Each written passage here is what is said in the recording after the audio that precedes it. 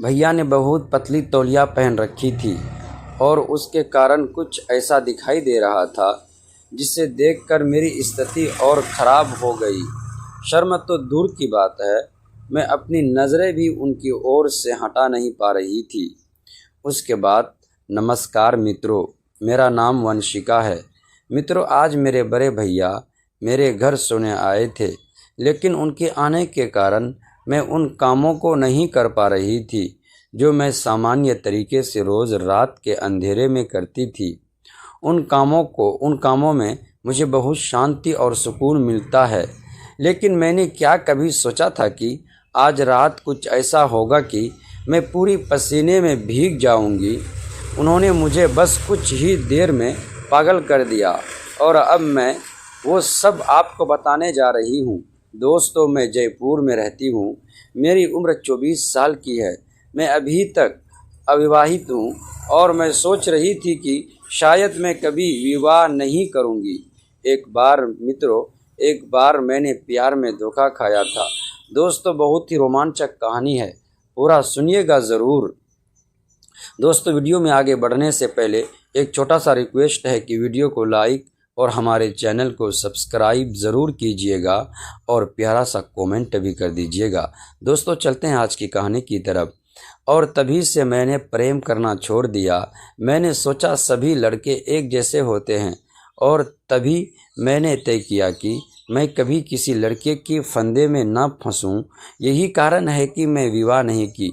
मैं एक रेस्टोरेंट में मैनेजर की पोस्ट पर काम करती हूँ। दोस्तों, हुआ कुछ ऐसा। पिछली रात मेरे बड़े भैया के साथ जो कुछ हुआ, उसके बाद सब कुछ बदल गया और मेरी सोच भी बदल गई। अब मुझे लगने लगा अगर कोई अच्छा लड़का मिले तो विवाह कर लेना चाहिए। पिछली रात की बात बताती हूँ, लेकिन मित्रों, उससे पहले आपने चैनल को सब्सक्राइब नहीं किया है तो सब्सक्राइब कर देना और कमेंट में बताना आप ये वीडियो कहाँ से सुन रहे हैं। मित्रों, मेरे बड़े भैया जिनकी उम्र 36 साल के करीब है, बड़े भैया सरकारी नौकरी करते हैं और मेरी भाभी का हाल ही में देहांत हो गया है।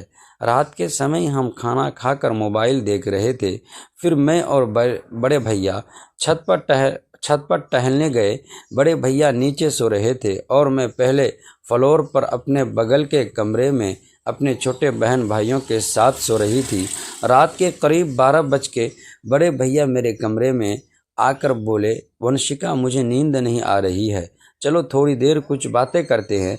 हम दोनों बिस्तर पर बैठकर बात करने लगे। कभी कभी बड़े भैया अपने मोबाइल पर गेम खेलने लगते और मैं भी अपने मोबाइल में गेम खेलने लगी। तभी अचानक से तेज़ बारिश शुरू हो गई और ठंडी हवा चलने लगी, जो हम दोनों भाइयों बहनों को बेहद पसंद है। राजस्थान की ठंडी हवा तो ऐसे भी बहुत अच्छी लगती है, जिसमें से मिट्टी की गंध आती है। मित्रों, कुछ देर बाद बड़े भैया सोने लगे। मैंने कहा, बड़े भैया आप अपने रूम में जाओ, आपको बहुत नींद आ रही है। बड़े भैया बोले, वंशिका, मुझे परेशान मत करो, मुझे बहुत तेज़ नींद आ रही है। यह कहकर उन्होंने आंखें बंद कर दी और कुछ पल में ही गहरी नींद में चले गए। मैं बाथरूम में जाकर अपने वस्त्र बदल लिए, क्योंकि टाइट कपड़ों में मुझे नींद नहीं आती मुझे सोते समय। फिर मैं बिस्तर पर बैठकर फ़ोन में गेम खेलने लगी। मेरे बड़े भैया सो गए थे और मैं उनके रहते उन कामों को नहीं कर पा रही थी जो मैं आम तौर पर रात के टाइम में करती हूँ। लेकिन बड़े भैया की वजह से मैं कुछ नहीं कर पा रही थी, इसीलिए मैंने फ़ोन रख कर सोने की कोशिश की, लेकिन मुझे नींद नहीं आ रही। मैं करवटें बदलती रही, लेकिन नींद जैसे मुझसे दूर भाग रही थी। कमरे की खिड़की से आती हल्की हवा पर्दे को धीरे धीरे हिला रही थी। दीवार पर लगी घड़ी की टिक टिक रात की खामोशी में और भी साफ सुनाई दे रही थी। मैंने एक बार बड़े भैया की तरफ देखा। वह गहरी नींद में थे। उनके चेहरे पर पूरे दिन की थकान साफ दिखाई दे रही थी। शायद सफ़र और कम की वजह से वो बहुत थक गए थे। मैंने धीरे से अपना फ़ोन उठाया और समय देखा। रात के करीब 12:30 बज रहे थे। अचानक नीचे आंगन की तरफ से कोई हल्की सी आवाज़ सुनाई दी, ठक ठक। पहले तो मुझे लगा शायद मेरा वहम होगा। मैंने ध्यान नहीं दिया और आंखें बंद करने की कोशिश की, लेकिन कुछ सेकंड बाद वही आवाज़ फिर आई, ठक ठक। अब मेरी आंखें पूरी तरह खुल चुकी थी। मैं धीरे से उठकर बिस्तर पर बैठ गई। मन में कई सवाल आने लगे। इतनी रात को कौन हो सकता है? सब लोग तो सो चुके थे। मैंने खिड़की की तरफ देखा, लेकिन वहाँ से नीचे का आंगन साफ दिखाई नहीं दे रहा था। कमरे में अजीब सी बेचैनी फैलने लगी थी। मैंने सोचा बड़े भैया को जगा दूं, लेकिन फिर मन में आया इतनी मुश्किल से तो उन्हें नींद आई है। अगर ये सिर्फ मेरा वहम हुआ तो बेवजह उन्हें परेशान कर दूंगी। मैं कुछ देर चुप बैठी रही। तभी अचानक मेरे फ़ोन की स्क्रीन अपने आप जल उठी। मैं थोड़ा चौंक गई। स्क्रीन पर कोई कॉल नहीं थी, कोई नोटिफिकेशन नहीं थी, लेकिन वॉलपेपर के ऊपर सिर्फ एक लाइन दिखाई दे रही थी, नीचे मत जाना। मेरे हाथ ठंडे पड़ गए। मैंने घबराकर स्क्रीन को फिर देखा। कुछ सेकंड बाद वो लाइन गायब हो चुकी थी। अब फ़ोन बिल्कुल सामान्य दिखाई दे रहा था। मेरे दिल की धड़कन तेज़ हो गई थी और डर भी लग रहा था। मैंने धीरे से बड़े भैया की तरफ देखा और मन में एक ही सवाल घूम रहा था, क्या यह कोई मजाक था या फिर आज रात कुछ अजीब होने वाला था। कुछ पल तक बिल्कुल चुप बैठी रही।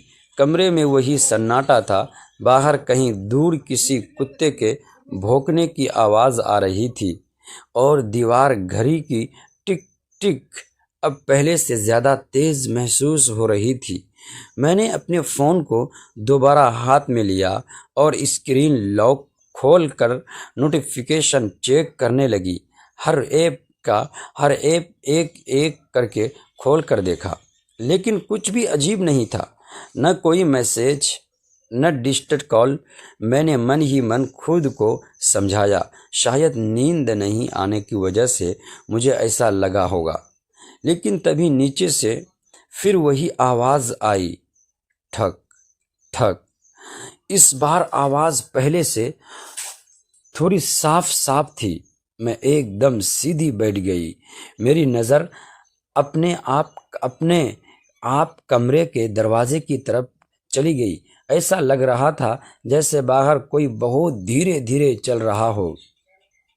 मेरे मन में डर और उत्सुकता दोनों एक साथ बढ़ रहे थे। मैंने बड़े भैया की तरफ देखा। वह अभी भी गहरी नींद में थे। एक हाथ उनके चेहरे पर था और उन्हें देखकर लग ही नहीं रहा था कि कमरे के बाहर कुछ हो रहा है। दोस्तों, ऐसे ही कहानी सुनने के लिए प्लीज़ हमारे चैनल को सब्सक्राइब ज़रूर कीजिएगा और वीडियो को लाइक भी ज़रूर कर दीजिएगा। शुक्रिया।